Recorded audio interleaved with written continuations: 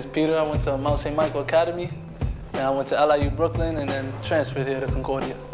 My name's AJ Burton.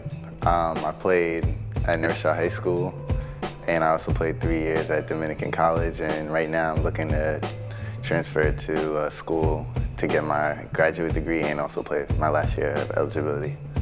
I'm Chris Burton. Played 4 years or 2 years at North Shore High School, and now I played 4 years at Rhode Island College.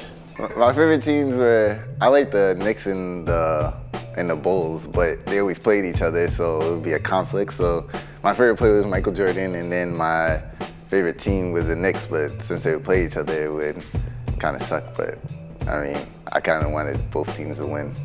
My first time I can remember playing basketball was with my cousin Terrence in my grandma's backyard. Me and my brother and my cousin used to play basketball every day in the summer. Had a couple rough games out there. My favorite player, especially throughout high school and even into not elementary school, but middle school, was Carmelo Anthony.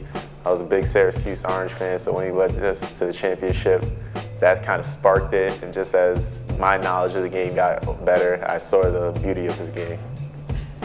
My father put a ball in my hand, and he put me out there with a bunch of big kids that's probably like they was in high school, and I just loved the game ever since then. Well, high school, I scored a lot of points. You know, we won a championship and lost to go to states, so had a pretty good high school career. Carmelo Anthony was my favorite player from college, even in high school when he was at Oak Hill. So I used to watch him a lot, and you know that's why I like to score, because he likes to score, and I try to model my game after him.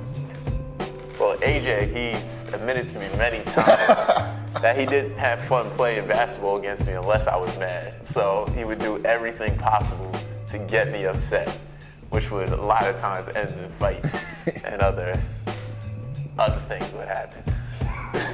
Keeping up with the work and then basketball on top of that, because we would travel a lot when I was at LIU Brooklyn, and it was hard to keep up with the work. And then, you know, the girls around there, you know, so it was a lot that, it was just a lot on me on my freshman year. So it made me struggle a lot in the classroom. Last game of freshman year, and I was running a play, and the play, and whoever has the ball gets the shot.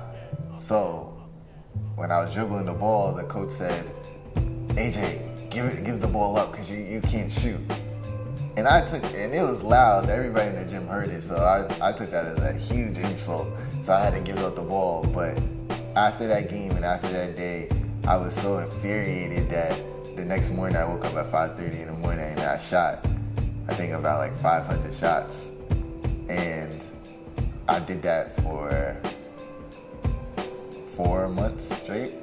And that was when I realized that pain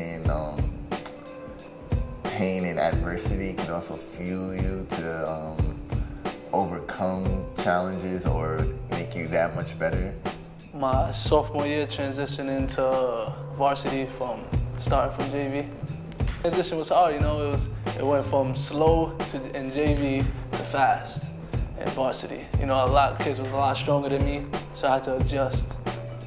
Transfer for LIU, I had to sit out, and I thought that basketball was over for me. And that was a hard transition, you know, and then getting the mindset back to being able to play here. It was just like, it was a big transition for me, because it went from not thinking I'm able to play to being able to play again. So that was a big transition in my life. I would say my toughest year for college would be my senior year. I had to do more as a leader, more just all around production on the court. I had a new coach. My coach that I had for 3 years had left, so I had to learn a new system, I had to learn a new defense, and still lead people who were just as new to it as me. I got kicked out of there, and I didn't want to play Division II basketball because I was young-minded, thinking that I should be there, even though I still think I should be there. But you know, now I want to get my degree and then be a big fish in a little pond. But after that, my girlfriend got pregnant, and while she was eating, I was eating, which made me gain a lot of weight until I was like 275. I dedicated myself into losing weight. I lost about 70 pounds. So, cause now I'm 205, so I lost 70 pounds. And you know, I had to put my mind to it because it was some days where I felt like I was starving myself, like it would be hard for me to sleep because of the fact that I wasn't eating all the meats. All I was eating was broccoli, fruits, water for about 4 or 5 months. And on top of that, working out and doing very hard workouts. So that's why it was easy for me. Well, it was hard, but it was easy for me to get that weight off quick and get back to at least close to where I wanted to be. So. Definitely, I know I'm talented enough, I know I'm good enough to play over there. It's just about the little things like getting an agent, getting a contract, finding a team and all that. But as terms of am I gonna do it or not, there's a good chance, I don't know. My focus was either go to overseas or try and play my last year of eligibilities, and I'm choosing to go finish school, or not finish school, but go get my master's degree and put off the playing pro until 2016. Yeah.